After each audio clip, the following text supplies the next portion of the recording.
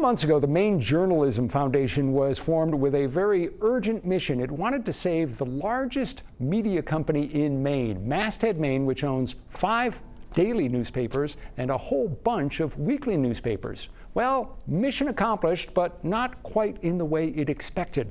With us here on 207 are the 3 members of the board of the Maine Journalism Foundation: retired Press Herald columnist Bill Nemitz, retired broadcast executive Emily Barr, retired, semi-retired, something like that, broadcast executive Bill Burke, who are all in Maine. Thanks for coming in. Appreciate you being here. Great to be here. Thank you. So the announcement just came out that Masthead Maine, with 17 of its weekly papers and all 5 of its daily papers, is being sold to the National Trust for Local Journalism, not to the Maine Journalism Foundation. What do you think of this news? We are absolutely thrilled. We have been working with the NTLN, National Trust for Local News, for about five weeks now, and it's been a great partnership, a great collaboration, and this is really the realization of what we dreamed about when we last spoke with you back here.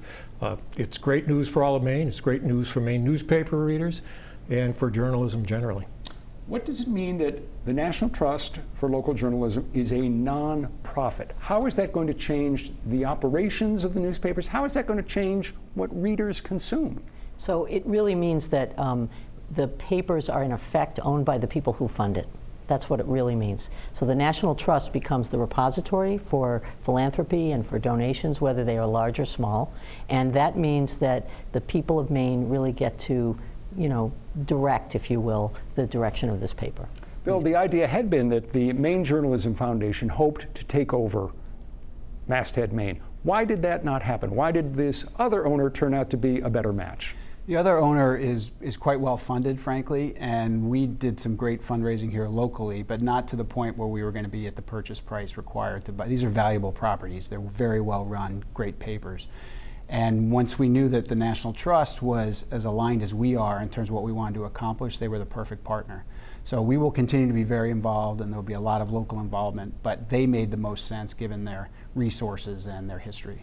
The great concern that you in particular had, although many others, including Emily and Bill and countless people across Maine, the great concern was that a hedge fund or some similar kind of operation would come in, as has happened in many places around the country, and would just slash the budget, be in it solely for the money. You must feel an enormous sense of relief that that scenario did not play out. I could not be more relieved. We all know it's happening as we speak. There's a story today, in fact, about another major metro being taken over by one of these groups. We wanted to preserve these newsrooms. We wanted to preserve the journalists, the journalism. We wanted people to keep getting the news that they're getting now. None of that would have been possible with some of these, potentially, some of these other folks who are into this acquisition mode these days. So under this model, under the nonprofit model, it eliminates that return on investment pressure. As Emily said, it opens up another revenue stream of philanthropy, and it allows money, rather than being taken out of the newspapers. Bill mentions these are profitable newspapers. Under this setup now, the money can be put back into the paper and continue to sustain it, nurture it, and grow it. Not just the dailies, by the way, but also a lot of these smaller community weekly papers who can really use the help. An interesting element of this deal is that it will allow philanthropic contributions to come in to the new owners. So if there are outside institutions that want to help strengthen journalism, they can do that. That doesn't happen in a for-profit model. Do you really think that's going to happen? I think it's already happening, because we've gone to some of the philanthropies here in Maine, and they've stepped up already. So I think there is a great deal of hope that this will continue for many years to come. And it really provides another revenue stream, because we'll continue to run advertising and support, just like you do on, say, public television or things like that. But we have now this other stream of revenue that we can count on. There's one other major daily newspaper in Maine, the Bangor Daily News, which is not affected by this deal. But when Bill and Emily were with us several weeks ago, they talked about how part of the Maine Journalism Foundation's aim was to help other properties, not just those that are part of Masthead Maine. Will, in the future, there be some sort of effort, either from the Maine Journalism Foundation or perhaps somewhere else, to help strengthen the Bangor Daily News? There very well may be, but that is not part of what we're worried about right now. We still have to close this deal. We still have some more money to raise here locally, and I could see some cooperation down the road, but it's not in the immediate plan.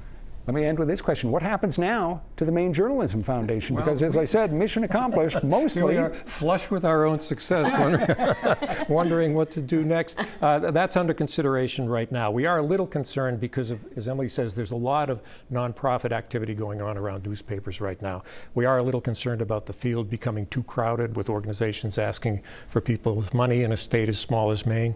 So we're reassessing what we're doing. We're going to look at what comes out of the National Trust acquisition and probably make a decision on that in the not so distant future. All right, and I know you were building a barn in retirement. These two look like they have superb carpentry skills. Maybe you can enlist them for that project. I have two grandsons who want to go fishing. Folks already saying, no way, no way. All right, Bill, Emily, Bill, thanks so much for coming in. Thanks, We've Rob. got more information on this transaction, and you'll find it in the 207 section of our app or website. Stick around, back with more right after this.